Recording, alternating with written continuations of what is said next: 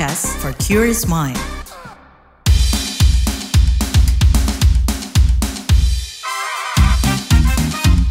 What's Trending KBR Pagi, siaran pagi radio paling update. Halo semua, ketemu lagi di What's Trending bareng Lea Baneza. Lea mau bahas soal TikTok Shop kembali dan dicap melanggar aturan. Siapa nih yang suka belanja? Suka belanja atau diskon nih? Nah, buat para shopper pasti tahu dong TikTok Shop yang penuh dengan diskon itu sempat ditutup sama pemerintah Indonesia. Beberapa alasannya itu untuk melindungi pelaku usaha lokal sampai memastikan dipatuhinya pajak dan regulasi bisnis yang benar. Tapi nih belakangan TikTok Shop comeback nih sampai dinilai masih melakukan pelanggaran aturan. TikTok yang notabene media sosial itu memang beberapa waktu lalu sempat berkolaborasi sama Tokopedia yang merupakan platform e-commerce lokal. Tujuannya sih transaksi jual beli yang biasanya di TikTok Shop itu bisa dialihkan ke Tokopedia, sehingga TikTok diharapkan kembali ke fungsi semula sebagai media sosial atau tak lebih dari sekedar tempat mempromosikan produk saja, yang kemudian pembeliannya diarahkan ke platform e-commerce. Namun selang waktu berjalan, Menteri Koperasi dan Usaha Kecil Menengah Teten Mas Duki menilai TikTok Shop ini yang muncul hari ini masih melanggar aturan. Kenapa? Karena transaksinya ini masih ada yang dilakukan di dalam TikTok Shop itu. Sementara itu, Wakil Menteri Komunikasi dan Informatika Wamenkominfo Nezar Patria mengkonfirmasi kalau izin TikTok memang masih sekedar media sosial. Menurutnya, ada beberapa transaksi yang sudah dilakukan lewat platform lokal. Meski demikian, ia mengatakan akan mengecek laporan dari Menteri Teten tersebut. Kata Nezar, TikTok berkolaborasi dengan platform lokal agar produk-produk Indonesia bisa mendapatkan algoritma di TikTok itu sendiri. Menurut dia, TikTok Shop sudah mencoba nih mengikuti aturan dari pemerintah Indonesia. Tapi Nezar mengatakan pihaknya masih berproses agar TikTok patuh dengan aturan-aturan yang ada. Nah, kita mau bahas nih kembalinya TikTok Shop dan kritikannya setelah komen netizen plus 62 berikut.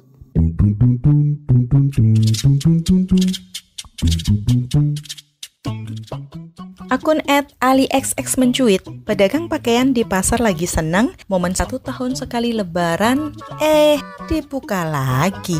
Akun @adxx, kenapa sih nggak belanja melalui aplikasi punya negeri sendiri? Kenapa TikTok lagi? Ayolah masyarakat Indonesia, majukan produk dan aplikasi dalam negeri. Akun @headxx, good, cocoklah pilih Tokped yang notabene produk Indonesia.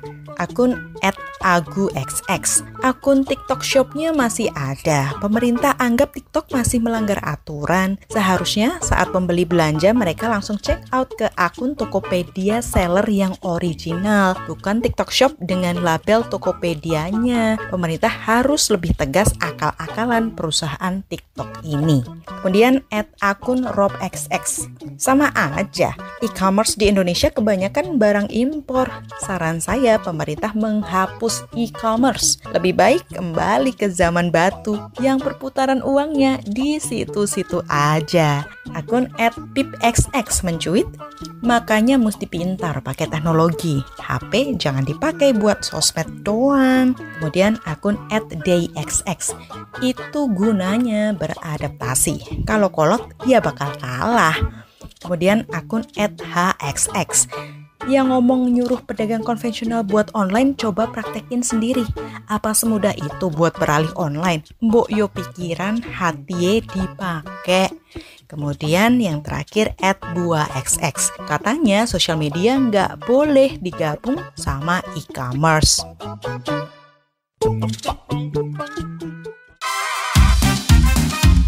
What's Trending KBR Pagi, siaran pagi radio paling update. Nah, Menteri Koperasi dan Usaha Kecil Menengah Teten Mas Duki menilai kembalinya TikTok Shop yang berkolaborasi dengan e-commerce Tokopedia masih melanggar aturan. Sementara ada yang menganggap bahwa TikTok masih menjalani masa transisi. TikTok sampai sekarang belum menghormati hukum Indonesia. Jadi dia tetap Kan dulu dia jualan kan, itu padahal dia itu hanya kantor perwakilan.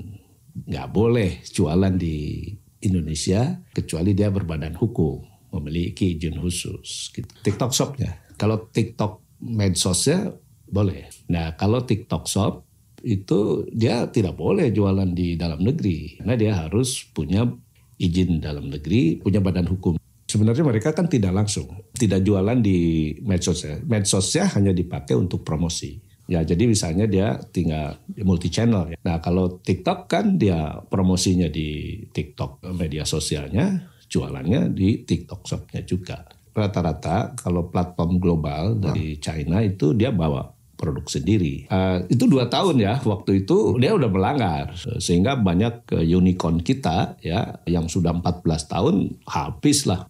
Nah jadi ini persoalannya. Jadi kita waktu itu sudah mempelajari project SD Inggris ya. Nah sehingga dari situ kita tahu bahwa orang yang masuk ke media sosial ya masuk ke TikTok itu kan untuk mencari hiburan ya kan, kesenangan sosial lah. Mau nari-nari, mau nyanyi-nyanyi bersama keluarga, teman. Sehingga sekarang orang Indonesia 123 juta masuk ke situ. Kita bisa bandingkan orang yang masuk ke e-commerce itu tidak sejumlah itu. Orang masuk ke situ untuk entertain, cari kehiburan sosial lah. Nah kemudian mereka kan AI-nya memang canggih. Mereka bisa mengubah orang yang tadinya hanya untuk hiburan jadi belanja. Nah ini kan ini yang didasari oleh pemerintah. Wah bahaya ini kalau cara media sosial di satu tempat dengan transaksinya. Ya itu kan tujuannya berbeda. Artinya orang punya tujuan berbeda dimanfaatkan untuk kepentingan bisnis. Dan ini yang punya potensi untuk terjadinya monopoli. Dan terjadi kan. Nah karena itu pemerintah kan perlu mengatur supaya jangan sampai investor lama dibunuh oleh investor baru. Itu kan nggak sustain nanti bisnis di Indonesia. Nah akhirnya kita pisahkan. Malah lahirlah Permendag 31 tahun 2023. Nah mengatur nggak boleh ada penyatuan media sosial dengan transaksinya. Hari ini TikTok masih seperti itu. Meskipun ada cover up-nya Tokped setelah mereka investasi di Tokped. Tokpednya nggak melanggar apa-apa. Ya kan TikToknya. Ya kita anggap saja ini ada 2 peristiwa kan. Ada TikTok yang investasi di Tokped, fine. Lalu ada TikTok yang tetap jualan seperti sebelum ini. Ya Pak Mendag waktu itu menganggap ini perlu dikasih masa transisi. Nah repotnya Permendagnya nggak ada mengatur transisi. Karena saya kan Menteri UMKM. Ya walaupun kemudian Pak Presiden waktu memanggil beberapa menteri termasuk saya. Wah ini kita Pak Presiden saya ingat betul. Jangan terlambat kita mengatur digital ekonomi. Kata beliau nanti lihat tuh pengalaman negara-negara lain. Terus apa Pak yang harus kita lindungi? 3 hal kata beliau. 1 industri dalam negeri, e-commerce dalam negeri, UMKM dan konsumen. Nah kemudian ya kamilah pekerja, salah satunya saya yang bekerja. Nah tapi kan kalau mau mengatur national policy digital ekonomi, wah ini waktu udah tinggal nggak mungkin cukup. Saya waktu itu usulkan ya udah kita revisi Permendag aja. Kita yang paling cepat itu. Ya karena perlindungan perdagangan secara elektronik itu penting. Nah makanya itu. Nah kemarin kan diberhentikan oleh pemerintah sementara lalu mereka kemudian Tokped lalu mulai bisnis lagi. Nah begitu kita lihat kan nggak ada tuh transaksi Tokped meningkat kan. Nah jadi saya nggak ngelihat komitmen dari TikTok per hari ini untuk memperbaiki itu. Ya harus diberi sanksi ya. Sanksinya bisa diberhentikan usahanya. TikTok Shop-nya.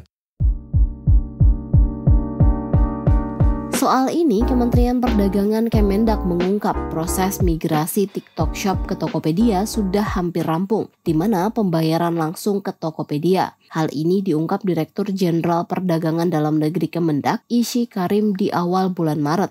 Nah, tapi Ketua Prodi Bisnis Digital di Universitas Insan Cita Indonesia, Moh Jawahir melihat TikTok Shop memiliki manfaat atau sisi positif. Dan pemerintah Indonesia, dikatakan Jawahir, tidak bisa terus menghindari perkembangan zaman yang ada saat ini. Tapi di sisi lain, pemerintah juga perlu berhati-hati karena ada potensi data konsumen Indonesia diambil oleh TikTok.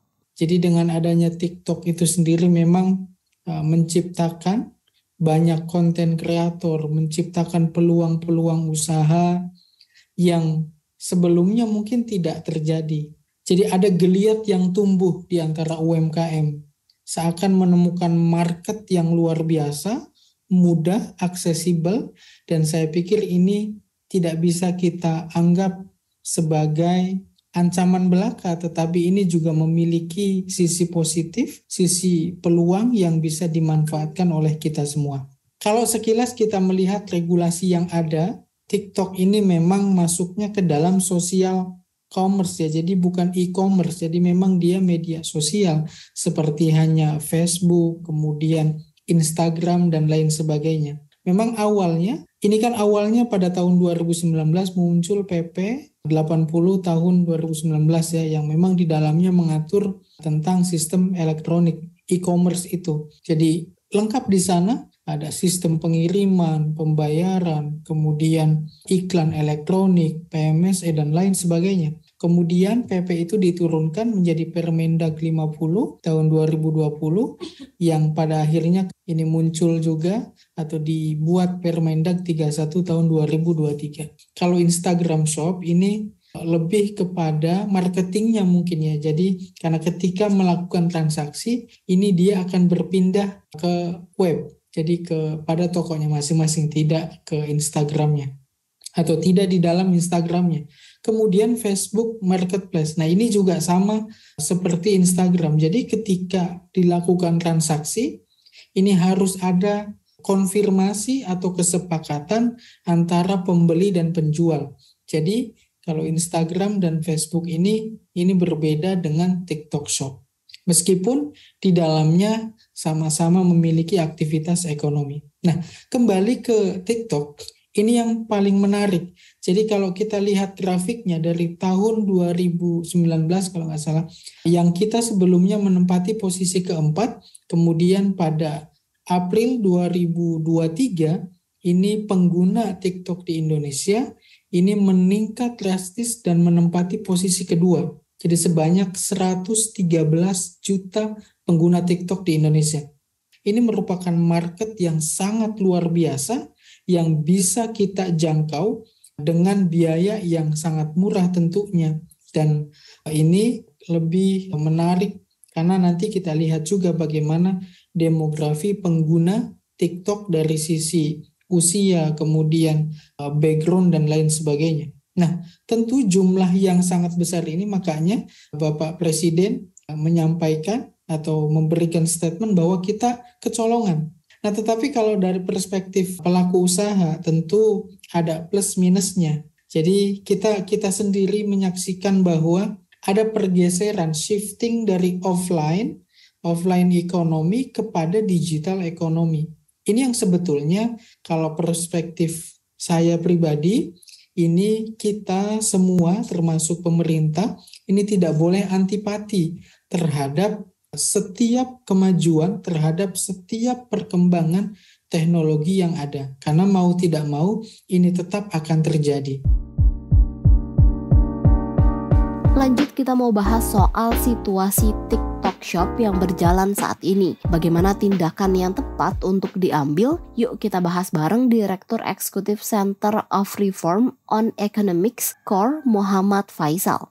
Ya, Mas, saya mau tanya soal kembalinya TikTok Shop nih, Mas, yang kata Menkop UMKM ini masih melanggar aturan dan berpengaruh ke UMKM Indonesia. Nah, kalau dari Mas Faisal sendiri melihat gimana sih pengaruh kembalinya TikTok Shop kepada UMKM, di mana pemerintah menilai TikTok Shop ini masih melanggar aturan gitu? Iya, jadi karena sempat kemarin dilarang, TikTok kan jadinya pakai cara merger kan, dengan GoTo. Nah, ini jadi caranya untuk dia menghindari larangan kemarin gitu. Nah, tapi dengan begitu berarti kan dia sudah bisa kembali lagi melakukan praktek penjualannya ya dengan melalui platform digital dengan cara yang lama. Nah, jadi dengan begitu ya ini memang artinya kembali dari produk-produk UMKM ya yang serupa ya yang diproduksi dalam negeri akan bersaing dengan produk-produk dari luar yang dibawa atau dipasarkan oleh TikTok. Nah, ini yang perlu diwaspadai, dan ini juga menunjukkan bahwa masih belum sinkron ini strategi kebijakan perdagangan ya dengan pelindungan UMKM-nya gitu, Mbak. Mas, tapi kalau kata Menteri Teten ini kan sanksinya bisa sampai ditutup TikTok Shop-nya ya. Tapi perlu nggak sih Mas sebenarnya sampai ditutup lagi, mengingat ini kan pasarnya besar gitu ya? Iya, untuk ditutup lagi ini sebetulnya bukan ditutup lagi, jadi diberikan syarat-syarat gitu ya. Syarat kan yang satu syaratnya itu kan dipisahkan itu antara platform media sosialnya dengan e-commerce. Itu ya, sebagaimana juga platform yang lain, itu yang diminta sebetulnya. Nah, itu jadi kalau TikTok yang memenuhi itu, ya semestinya sih udah tidak ada hukuman ya. Mas, ini kan seperti kita tahu TikTok itu kan berkolaborasi dengan platform lokal gitu ya, Tokopedia. Iya. Nah, tapi kan yang dipermasalahkan juga di mana transaksinya dari pemerintah melihat itu masih di TikTok-nya gitu. Nah, apakah sebenarnya dengan kolaborasi ini tidak ada pengaruhnya Mas ke produk lokal kita? Masih tetap dimonopoli gitu perdagangannya?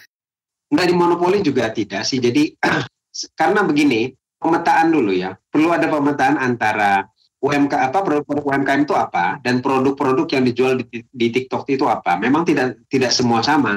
Jadi kalau produk-produk yang dijual di TikTok yang belum ada di pasar dalam negeri, ya ini sebetulnya tidak ada masalah gitu ya, karena berarti tidak saling bersaing. Ya, tapi kalau produk-produknya yang dijual itu head to head ya, ada di dalam negeri gitu ya, cuman kalah marketing, kalah dari sisi harga, karena tentu saja di sana jauh lebih murah ya. Nah, ini yang dikhawatirkan akan mengena ya terhadap produk-produk UMKM.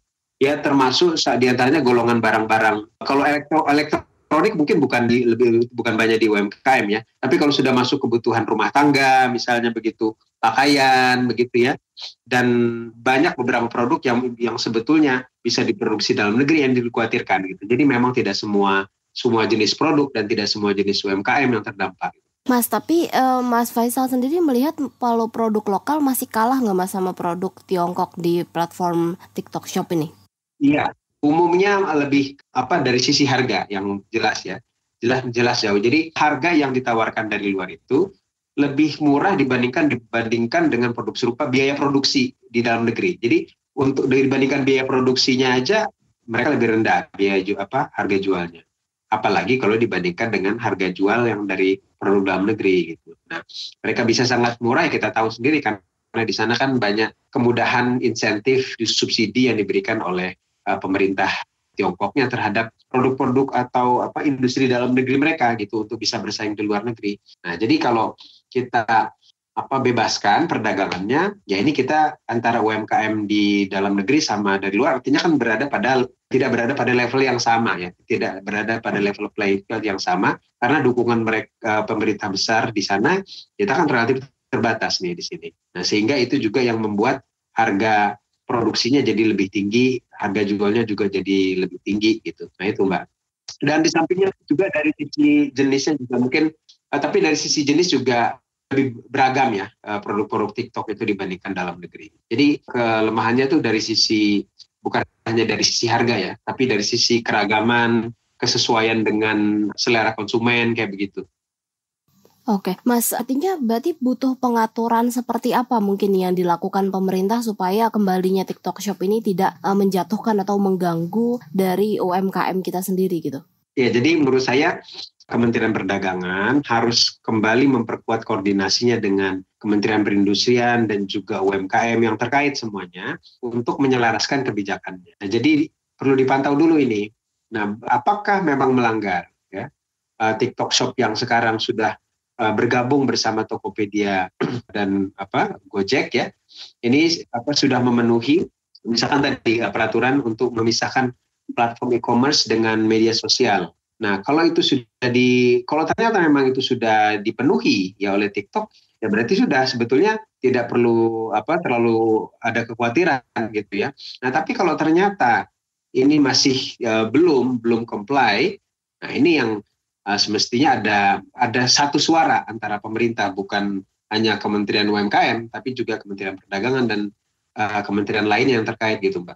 Oke, baik. Terima kasih, Mas Faisal. Iya, sama-sama, Mbak.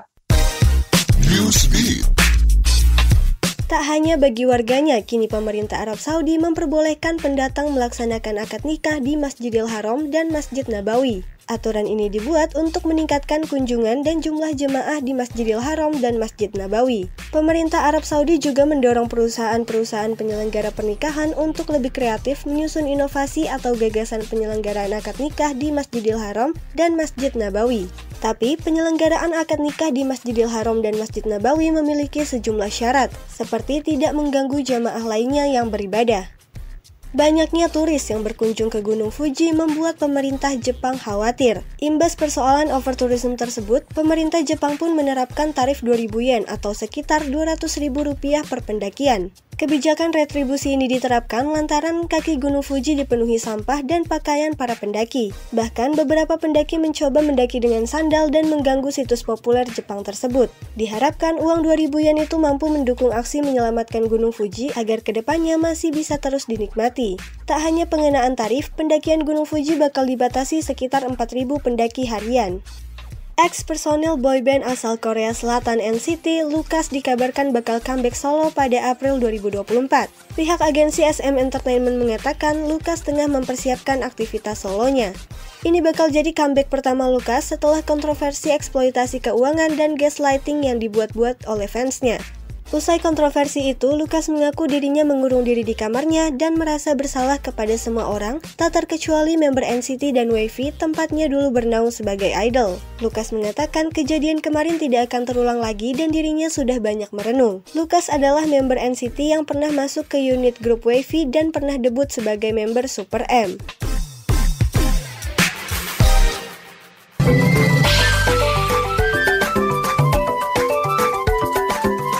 WhatsApp Indonesia.